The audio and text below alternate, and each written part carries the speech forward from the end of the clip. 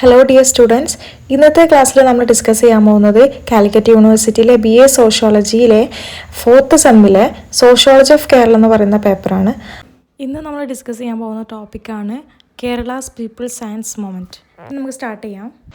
അപ്പോൾ ഇതൊരു കേരള ശാസ്ത്ര സാഹിത്യ പരിഷത്ത് എന്ന് പറയുന്ന ഒരു എന്താ പറയുക, ഒരു അസോസിയേഷനിലെ ഗ്രൂപ്പ്സ് ആണ്. ആ ഗ്രൂപ്പ് എന്ന് പറഞ്ഞു കഴിഞ്ഞാൽ അതായത് ഒരു ഗ്രൂപ്പ് ഓഫ് ആൾക്കാർ, അതായത് ഏറ്റവും അറിയപ്പെടുന്ന ബയോളജിസ്റ്റ്, സോഷ്യോളജിസ്റ്റ്, റൈറ്റേഴ്സ്, പിന്നെ അതുപോലെ തന്നെ കുറേ ആക്ടിവിസ്റ്റുകൾ, സോഷ്യൽ ആക്ടിവിസ്റ്റുകൾ, ടീച്ചേഴ്സ്, പ്രൊഫഷണൽ ആയിട്ടുള്ള സയൻറ്റിസ്റ്റുകൾ, അങ്ങനെ ആളുകളുടെ ഒരു കൂട്ടാണ് ഈ പറയുന്ന പരിഷത്ത് എന്ന് പറയുന്ന സംഭവം. അപ്പോൾ അവർ നമ്മുടെ സൊസൈറ്റിയിലുള്ള എന്താ പറയുക, കുറേ കാര്യങ്ങൾ സയൻറ്റിഫിക്കലി അല്ലെങ്കിൽ സയൻസ് പരമായിട്ട് അത് മനസ്സിലാക്കി ആളുകളുടെ ഇടയിലേക്ക് കുറച്ചും കൂടി ഈസി ആയിട്ടുള്ള രീതിയിൽ ഒരു കമ്മ്യൂണിക്കേഷൻ പോസിബിൾ ആക്കി ഒക്കെ ചെയ്യുന്ന, അല്ലെങ്കിൽ ഇപ്പം എന്തെങ്കിലും ഇഷ്യൂസ് കാര്യങ്ങൾ ഉണ്ടാവും, അപ്പോൾ അതിനനുസരിച്ചിട്ട് അതെങ്ങനെയാണ് റിയാക്ട് ചെയ്യേണ്ടത് തുടങ്ങിയ കാര്യങ്ങളെ കുറിച്ചിട്ടൊക്കെ ഒരു ആളുകളുടെ ഇടയിലേക്ക് നേരിട്ട് എന്ത് ചെയ്യുക, ഒരു അവബോധം സൃഷ്ടിക്കുക. ഇതൊക്കെയാണ് ഈ പറയുന്ന പരിഷത്തിന്റെ പ്രധാനപ്പെട്ട ഒരു ഉദ്ദേശം എന്ന് പറയുന്നത്.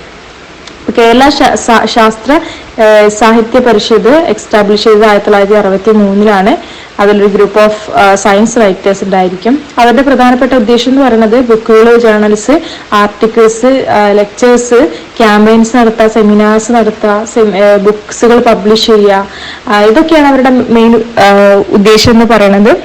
അങ്ങനെയൊക്കെയാണ് അവർ ആളുകളായിട്ട് കമ്മ്യൂണിക്കേഷൻ ചെയ്തിട്ടുണ്ടായിരുന്നത്.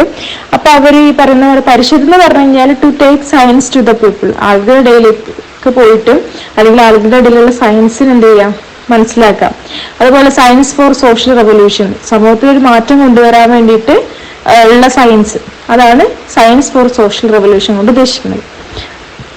അപ്പൊ ഇപ്പം എന്താ പറയാ, സൊസൈറ്റിയിൽ എന്തെങ്കിലും ഒരു പ്രശ്നം ഉണ്ടെങ്കിൽ, ഇപ്പം ഫോർ ഇതിൽ പറയുന്ന ഒരു കാര്യം എന്താണെന്ന് വെച്ച് കഴിഞ്ഞാല്, നമ്മുടെ സൊസൈറ്റിയിൽ പല കാര്യങ്ങൾക്ക് വേണ്ടിയിട്ടും പല ഗവൺമെന്റ് പോസ്റ്റ് ഇൻഡിപെൻഡൻസ് പീരീഡിൽ ഗവൺമെന്റ് കുറെ കാര്യങ്ങൾ ചെയ്തിട്ടുണ്ട്. അതായത് ഒരു ഡെവലപ്മെന്റിന് വേണ്ടിയിട്ട്, മോഡേൺ ടെക്നോളജീസ് ഡെവലപ്പ് ചെയ്യുന്നതിന് വേണ്ടി ടെക്നോളജിക്കൽ ഡെവലപ്മെന്റ്സ് ഒക്കെ ഒരുപാട് കാര്യങ്ങൾ ചെയ്തിട്ടുണ്ട്. അപ്പൊ ആ ഒരു മോഡേൺ സയൻസ് ടെക്നോളജി കൊണ്ടുവന്ന സമയത്ത് അത് ഒരു വിഭാഗം ആളുകൾക്ക് എന്ത് ചെയ്തിട്ടില്ല, അത് ലഭിച്ചിട്ടില്ല. അതായത് റൂറൽ ആൻഡ് അഗ്രേറിയൻ ഏരിയയിലുള്ള ചില മാർജിനലൈസ്ഡ് എന്ന് പറയുമ്പോൾ മാറ്റി നിർത്തപ്പെട്ട ചില വിഭാഗങ്ങൾ, പുറന്തള്ളപ്പെട്ട ചില വിഭാഗങ്ങൾ, അവർക്ക് ആ കമ്മ്യൂണിറ്റീസിന്, റൂറൽ ഏരിയയിലുള്ള അല്ലെങ്കിൽ പാവപ്പെട്ട ഈ ഒരു കുറച്ച് കമ്മ്യൂണിറ്റീസിന് എന്ത് ചെയ്തിട്ടില്ല, അതിന്റെ ബെനിഫിറ്റ്സും കാര്യങ്ങളൊന്നും ലഭിച്ചിട്ടില്ല.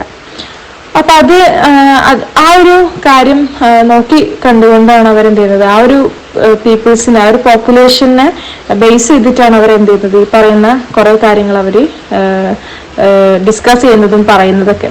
അപ്പം നമ്മളെ കൺട്രിക്ക് അങ്ങനെ ഒരു സൈഡ് ഉണ്ട്, മാർജിനലൈസ്ഡ് ആയിട്ടുള്ള കുറെ ആൾക്കാർക്ക് പറയുന്ന സയന്റിഫിക് ആൻഡ് ടെക്നോളജിക്കൽ ഡെവലപ്മെന്റ്സിനുകൊണ്ട് വലിയ ബെനിഫിറ്റ്സ് ഒന്നും കിട്ടിയിട്ടില്ല എന്നുള്ള രീതിയിലാണ് അവരത് പറയുന്നത്.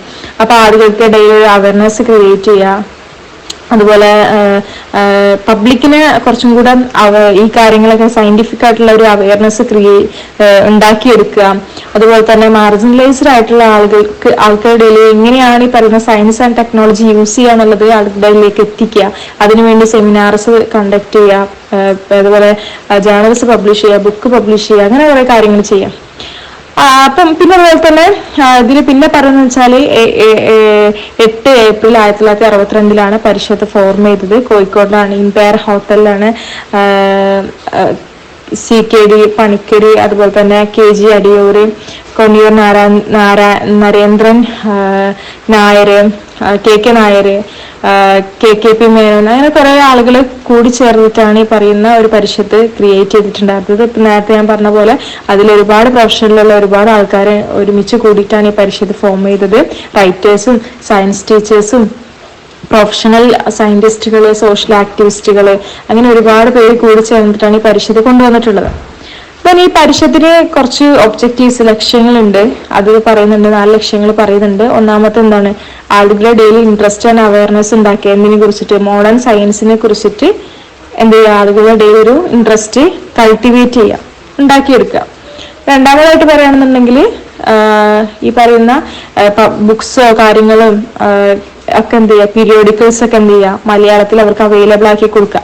പിന്നെ അതുപോലെ മീറ്റിംഗ്സുകൾ കണ്ടക്ട് ചെയ്യുക, ഡിസ്കഷൻസ് ഉണ്ടാക്കുക, ഫിലിം ഷോസുകൾ ഉണ്ടാക്കുക, അങ്ങനെയൊക്കെ ആളുകളുടെ ഇടയിലേക്ക് ഒരു കമ്മ്യൂണിക്കേഷൻ പോസിബിൾ ആക്കുക. പിന്നെ പറയണമെന്നുണ്ടെങ്കിൽ അതുപോലെ തന്നെ ചില ഓർഗനൈസേഷൻസ് പോലുള്ള സംഭവങ്ങൾ, അങ്ങനത്തെ കാര്യങ്ങളൊക്കെ ഉണ്ടാക്കുക. സിമിലർ ഗോൾസ്, അതായത് ഒരേ ഉദ്ദേശത്തോടു കൂടിയുള്ള ആളുകളുടെ ഇടയിലുള്ള ഇതുപോലെയുള്ള ഓർഗനൈസേഷൻസ് പോലെയുള്ള സംഭവങ്ങൾ അസിസ്റ്റ് ചെയ്യും. അങ്ങനെ പരിഷത്തിനെ കുറിച്ചിട്ട് ഇത്രയൊക്കെ ഇമ്പോർട്ടൻ്റ് ആയിട്ടുള്ളൂ. പിന്നെ പറയുന്നതെന്ന് വെച്ചാൽ 1980 കാലഘട്ടമായപ്പം പരിഷത്തിന്റെ ഒരു ഒബ്ജക്റ്റീവ്സിൽ ഒരുപാട് മാറ്റങ്ങൾ വന്നിട്ടുണ്ടായിരുന്നു. അത് കുറച്ചും കൂടെ environment, education, energy, literacy, micro planning, research and developmental activities അങ്ങനെയുള്ള രീതിയിലേക്ക് മാറിയിട്ടുണ്ട്. അപ്പൊ അവരുടെ ഒബ്ജക്റ്റീവ്സിലും ചില മാറ്റങ്ങൾ വന്നിട്ടുണ്ടെന്ന് പറയുന്നുണ്ട്. അതിൽ പറയുന്നതാണ് അവരുടെ സെൽഫ് കോൺഫിഡൻസ് ചേഞ്ച് ചെയ്യുന്ന രീതിയിലുള്ള കാര്യങ്ങൾ, കുറച്ചും കൂടെ ആളുകളിലേക്ക് കുറച്ചും കൂടെ എന്താ പറയുക ഇറങ്ങി ചെല്ലുന്ന രീതിയിലുള്ള മാറ്റങ്ങൾ വന്നിട്ടുണ്ടായിരുന്നു. അപ്പം നല്ല രീതിയിലുള്ള ഒരു സെൽഫ് കോൺഫിഡൻസ് കൊണ്ടുവന്നാൽ മാത്രമേ എന്ത് ചെയ്യുള്ളൂ, നല്ല ബെറ്റർ ആയിട്ടുള്ള ഒരു ലോകം പടുത്തുയർത്താൻ പറ്റുള്ളൂ എന്നുള്ള രീതിയിലാണ് ഫസ്റ്റത്തെ അവരുടെ ഒബ്ജക്റ്റീവ്സ് എന്ന് പറയുന്നത്. രണ്ടാമത്തത് എക്സ്പോസ് ചെയ്യുക അല്ലെങ്കിൽ ഒപ്പോസ് ചെയ്യുക. സയന്റിഫിക് നോളജിനെ കുറിച്ചിട്ട് മെജോറിറ്റി ഓഫ് ആൾക്കാർക്കിടയിൽ അത് എക്സ്പോസ് ചെയ്യേണ്ടടുത്ത് എക്സ്പോസ് ചെയ്യുക, ഒപ്പോസ് ചെയ്യേണ്ടടുത്ത് ഒപ്പോസ് ചെയ്യുക. പിന്നെ അതുപോലെ തന്നെ എൻവയോൺമെന്റിനെ പ്രൊട്ടക്ട് ചെയ്യാതെ അബ്യൂസ് ചെയ്യുന്നതിനെ കുറിച്ചിട്ട് ഡിസ്കസ് ചെയ്യുക. അതും അവരുടെ ഒരു ഒബ്ജക്റ്റീവാണ്. പിന്നെ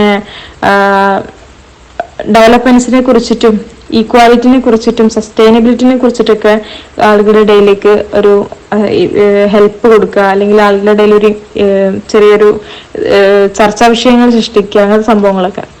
പിന്നെ അതുപോലെ തന്നെ മാസ് ടെക്നോളജീസിനെ കുറിച്ചിട്ടും അവർ ഡെവലപ്മെന്റ് പരമായിട്ടുള്ള മാറ്റങ്ങളെ കുറിച്ചിട്ടൊക്കെ എന്ത് ചെയ്യുക, ഡിസ്കസ് ചെയ്യുക.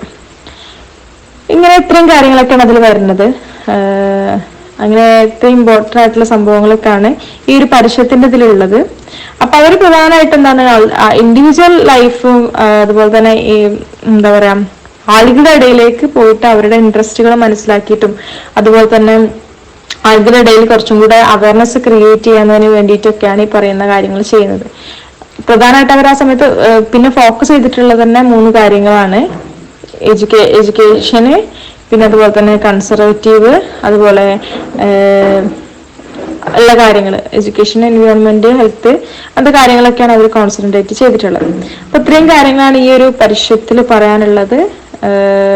പരിഷത്ത് ഈ പറയുന്ന ടോപ്പിക്, അതായത് കേരളാസ് പീപ്പിൾസ് സയൻസ് മൂവ്മെന്റിൽ പ്രധാനമായിട്ടും പറയാനുള്ളത് ഈ പരിഷത്തിന്റെ കാര്യങ്ങളാണ്.